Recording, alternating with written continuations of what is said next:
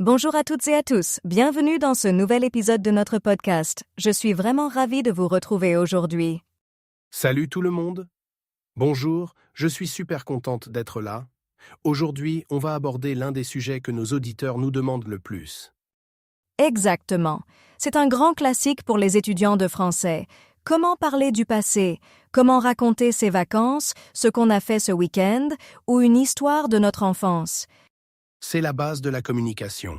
Si tu ne peux parler qu'au présent, la conversation est un peu limitée. Mais souvent, les apprenants ont un peu peur de la grammaire du passé en français. Oui, ils ont peur parce qu'il y a principalement deux temps à retenir, le passé composé et l'imparfait. Lequel choisir? Comment les construire? C'est ce que nous allons voir aujourd'hui. Rassurez-vous, c'est beaucoup plus logique qu'il n'y paraît.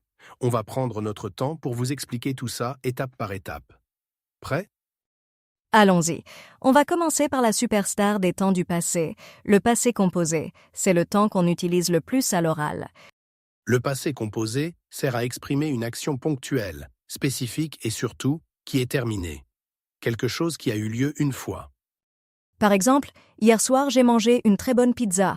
L'action de manger est complète, elle est finie. J'ai posé ma fourchette. C'est ça. Le passé composé porte bien son nom, car il est composé de deux petits mots.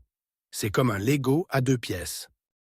La première pièce, c'est ce qu'on appelle l'auxiliaire. En français, c'est le verbe avoir ou le verbe être conjugué au présent. Et la deuxième pièce, c'est le participe passé du verbe de l'action principale. Par exemple, pour le verbe manger, c'est manger avec un accent aigu sur le E. Donc, j'ai mangé. A vient du verbe avoir et manger est le participe. C'est aussi simple que ça.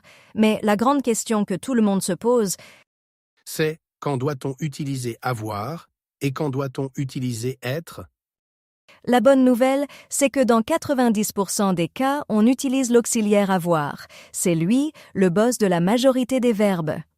J'ai parlé, j'ai fini, j'ai compris, j'ai vu. Presque tous les verbes se conjuguent avec avoir. Mais il y a un petit groupe de rebelles qui utilisent le verbe être. Tout à fait. Pour s'en souvenir, de nombreuses écoles utilisent l'astuce de la maison d'être ou l'acronyme Dr. Mrs. Vandertramp dans les pays anglophones. Globalement, ce sont les verbes qui expriment un mouvement ou un changement d'état. Aller, venir, entrer, sortir, monter, descendre, naître, mourir. Si je dis « je suis allé à Paris », j'utilise l'auxiliaire « être », « je suis » et le participe « aller », un déplacement physique. Attention, avec l'auxiliaire être, le participe passé s'accorde en genre et en nombre avec le sujet, comme un adjectif. Si tu parles pour toi, puisque tu es une femme, tu écris comment je suis allée? J'écris aller et j'ajoute un E supplémentaire à la fin pour le féminin. Donc ALL et E.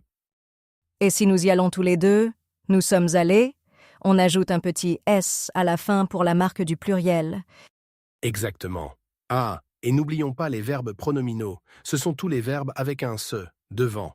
Se laver, se réveiller, se doucher. Cela aussi marche avec être. On dit « je me suis réveillée à 7 heures ce matin ». Parfait. Je crois que pour le passé composé, on a vu l'essentiel. C'est l'action en elle-même. Mais qu'en est-il de l'autre temps fameux? L'imparfait? Ah, l'imparfait. C'est le temps de la machine à voyager dans le temps pour planter le décor. On ne parle plus d'une action terminée, mais d'une atmosphère, d'une description. J'aime bien l'appeler le temps de la caméra. Imagine que tu es un réalisateur de cinéma. La caméra balaie la scène.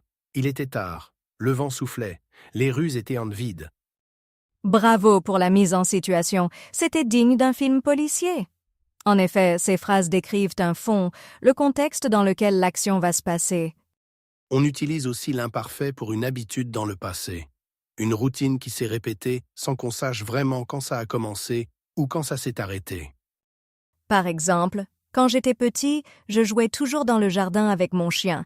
C'était une habitude. Alors que « hier j'ai joué dans le jardin » utilise le passé composé car c'est arrivé une fois, hier. Voyons comment construire cet imparfait. La méthode classique est très systématique. On prend le verbe au présent, à la personne « nous ». Par exemple, avec le verbe « manger », au présent cela donne « nous mangeons ». Ensuite, on enlève la terminaison du présent « on » et on obtient la racine magique pour l'imparfait. Ici, la racine sera « mange ». Et enfin, à cette racine, on ajoute les terminaisons de l'imparfait qui sont universelles. C'est formidable. I, ion, ye, ent. Ce qui donne « je mangeais, tu mangeais, il mangeait », ONS, nous mangions. Vous mangiez, il mangeait. C'est la magie de la phonétique française. Ne paniquez pas sur l'orthographe quand vous parlez, concentrez-vous juste sur le son « est ». Il y a une seule exception importante, c'est le verbe « être ». Au présent, on dit « nous sommes », ça ne finit pas par « ONS ». C'est l'un des verbes que vous utiliserez le plus souvent à l'imparfait pour faire des descriptions. Il était grand, j'étais fatigué, c'était merveilleux. Absolument. La plupart du temps, dans une phrase complexe, l'imparfait fournit l'action de fond longue et le passé composé vient l'interrompre comme un coup de tonnerre. D'accord, je commence. Je dormais profondément quand le téléphone a sonné.